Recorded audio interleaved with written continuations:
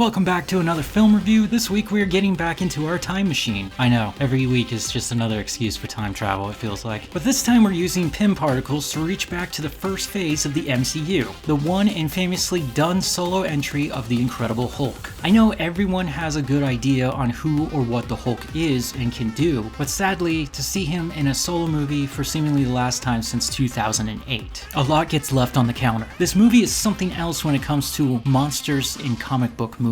Hulk! Smash! The plot begins in Brazil, where we find our main character Bruce Banner trying to conceal his identity from the world, and more specifically, General Thaddeus Thunderbolt Ross. Through the title credits, it's explained to us, as the audience, about Banner's failed Gamma experiment that endangered the lives of General Ross and our heartthrob, Betty Ross, the General's daughter, and Banner's love interest. Side note, the experiment was to recreate the super soldier formula that worked back on Steve Rogers during World War II.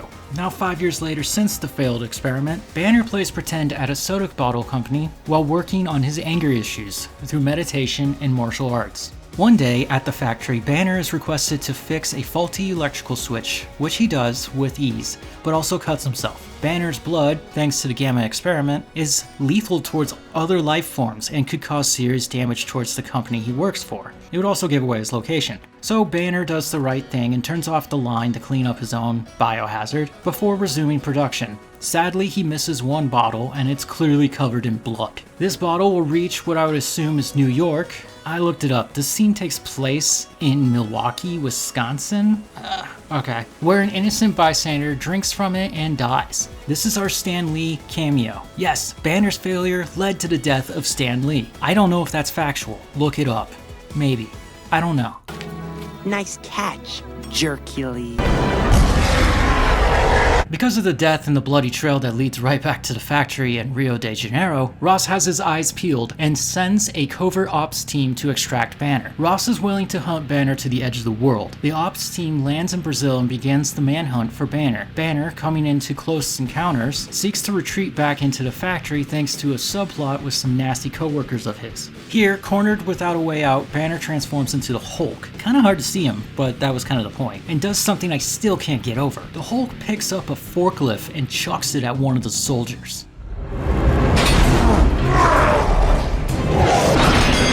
This soldier who survives the attack and the forklift is Emil Blonsky, an older soldier who thought he saw it all. After Banner escapes, Blonsky approaches General Ross demanding to know what really happened in Janeiro. Ross explains the story of Banner to him and Blonsky wants in. Like bad. So Ross inducts him in the next phase of Gamma experiments and hoping to make Blonsky strong enough to fight the Hulk at ground level combat. This is done through injections, spinal tap injections. It's pretty gross and it will permanently change him. But basically, he's trying to be a super soldier to fight the Hulk. Back to Banner, now losing his home in Dago in Brazil, decides to head back to the States where he will meet Mr. Blue. Mr. Blue was in contact with Banner, Mr. Green, while he was hiding in Brazil. They achieved this connection as scientists and basically became pen pals over the interwebs. It's 2008, I don't know.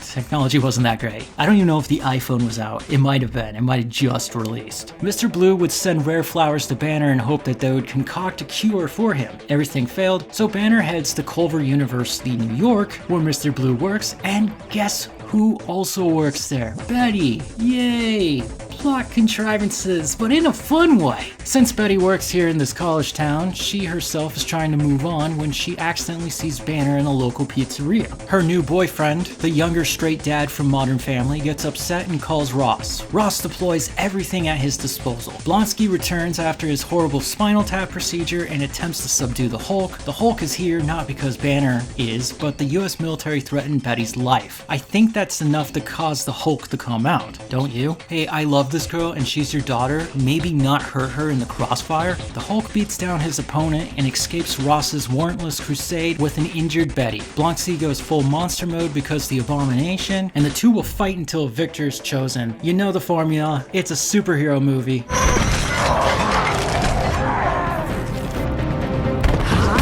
Then it comes to this. We have a few characters to mention. Bruce Banner.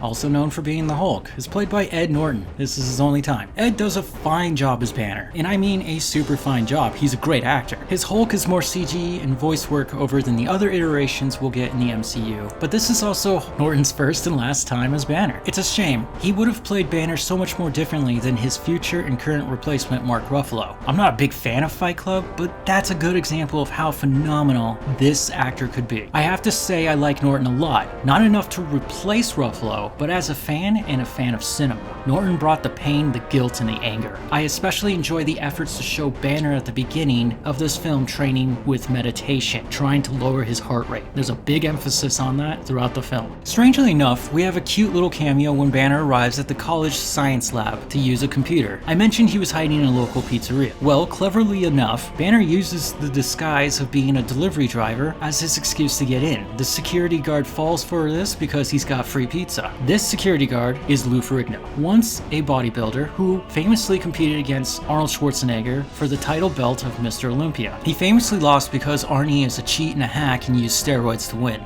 Look it up. Ferrigno is important because he would later go on to play the Hulk for the TV series. He's the original Incredible Hulk. Lou also voices the Hulk throughout the first phase of the MCU. You are the man. God bless you, brother. Blonsky is played by Tim Roth. He's a brilliant actor who brings the heat to the Hulk. The moment he joins the fight as a super soldier, he's non-stop action. Even when the Hulk knocks his lights out, he's still got more to give and transforms into the Abomination. The Abomination is a monster. That's the thing I was talking about. That fight between the two of them, they were straight up going to kill each other. They were going to kill a bunch of people. It was bad. The Hulk did some stuff to him. I mean, it was awesome. Blonsky also has massive little dick energy, and the Abomination is a crazy opener to unleash for a first outing and final fight that almost pushes the limits when it comes to this movie's PG-13 rating. All the other actors really smashed in this thing. I have very little comments on Blue or Betty or General Ross. They just play their characters and they're great at it. They're all great. They brought their A game back when the MCU really spent their budget on actors rather than CGI. With me, the antidote. Now! Start, do it now!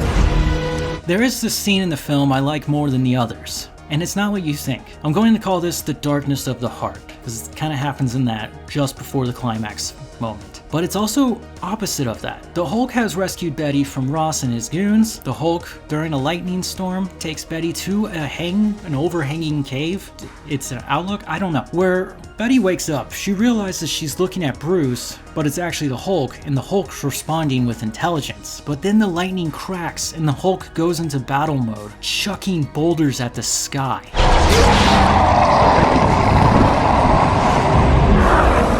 Here they play a fun game of the MCU was always connected to the projects before and during its time, right? This is the multiverse idea. Well, it was there at the beginning. This movie literally picks up from the nasty Ang Lee Hulk that released several years prior to this one, which at the end of the film, Banner lands in South America, trying to escape from Ross. That's why it starts in Brazil. The real reason why the Hulk doesn't like the lightning has to do with the finale of that other movie, where basically his abusive father used the gamma as well and became this monstrosity of elements. This of course throws the Hulk into a terrible battle where he is forced to kill his own father. Essentially, it's just PTSD from his dad, but you need to know the prior film. The fact that there's another movie before this one that might help explain the story is actually goofy to me. In all honesty, you don't have to watch this first Hulk film in order to enjoy this one. I'd chop it up to just being more superhero homework. Also, the style of that said film is something else, and I don't know if it's positive. The first and only Hulk movie of the MCU deserves a nasty 4 out of 5 stars, but because this is the only one I've gotten since I was a sophomore in high school, and it still holds up, you get a special little green star to help round it out to a solid 5 out of 5 stars. I love this movie. I love the Hulk. If you look at my coffee break thumbnails, you might notice he's my kind of guy. As great as this movie is, sadly it didn't do too well for its time. Universal has been horrible about maintaining the rights of the Hulk and company, but they have eased into how many cameos he can make throughout the MCU. And if you look back at it, you can almost see that he's always in a project that might make a lot of money, like The Avengers. And now he has most recently appeared in the newest Spider-Man Brand New Day. But what's happened to the rest of these characters? Basically nothing. The next time we see Ross is in Cap 3, which starts phase 3 of the Infinity Saga, and then we have to wait until Cap 4, where we basically get a real sequel to this movie from 2008 to 2005. Dude, that's too long. Sorry, 2025. That's still too long. Going back in time, that would be silly.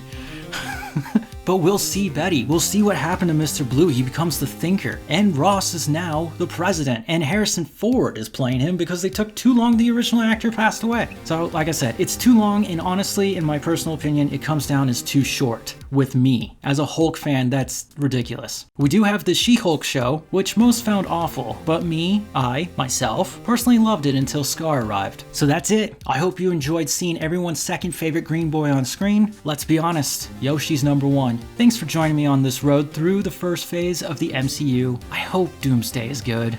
I got a bad feeling about this. Thanks for watching. See ya. Bye.